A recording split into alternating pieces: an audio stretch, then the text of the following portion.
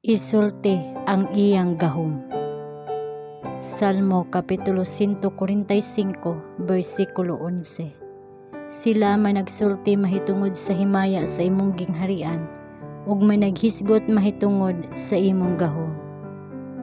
Kung ang mga Kristohanon manag-uban, magsulti sa usag-usa mahitungod sa gugma sa Dios ug sa bililhong mga kamatuoran sa katubsanan, ang ilang kaugalingon nga mga kasing-kasing mapalagsik ug sila makapalagsik sa usag-usa. Mahimong matag adlaw kita magkat-on og dugang bahin sa atong nangitnong Amahan, nga makaangkon og bagong kasinatian sa iyang grasya.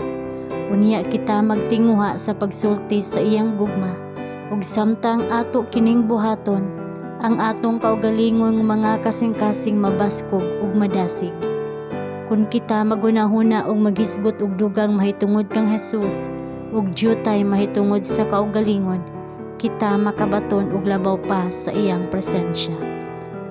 Kung kita magunahuna lamang sa Dios sa kanunay, ingon nga kita adunay ebidensya sa iyang pag-atiman alang kanato, kita kinahanglan nga magpabilin kaniya sa kanunay sa atong mga hunahuna, ug kinahanglan malipay sa pagsulti mahitungod kaniya ug sa pagdayeg kaniya.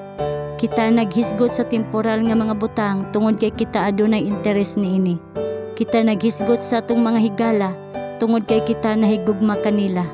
Ang atong mga kalipay ug ang atong mga kasub-anan nabugkos uban kanila. Apan kita adunay walay kinutuban nga mas dako nga rason sa paghigugma sa Dios kaysa paghigugma sa atong yutan-ong mga higala. Usa ka labing natural nga butang sa kalibutan ang paghimo kaniya nga una sa tanan natong mga hunahuna, sa pagsulti sa iyang kaayo ug pagsulti sa iyang gahom. Kadtong nagtuon sa pulong sa Dios ug adlaw-adlaw makadawat og instruksyon gikan kang Kristo, nagdala sa siliw sa mga prinsipyo sa langit. Usa ka hataas, balaan nga impluwensya mogula gikan kanila.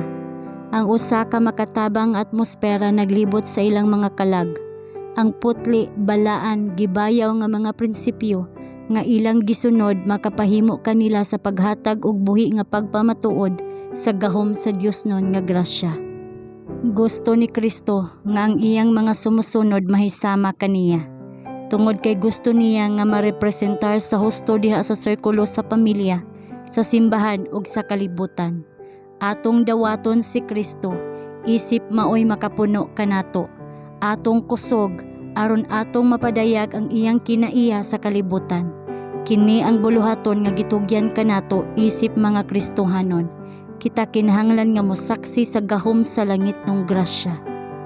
Gusto sa Dios nga ipadayag sa iyang mga anak nga lalaki ug babaye, atubangan sa sinagoga ni Satanas, atubangan sa langit ng universo, atubangan sa kalibutan ang gahom sa iyang grasya, aron ang mga tawo ug mga manulunda makahibalo nga si Kristo wala mamatay sa kawang. Ipakita nato sa kalibutan nga aduna kitay gahom gikan sa kahitasan.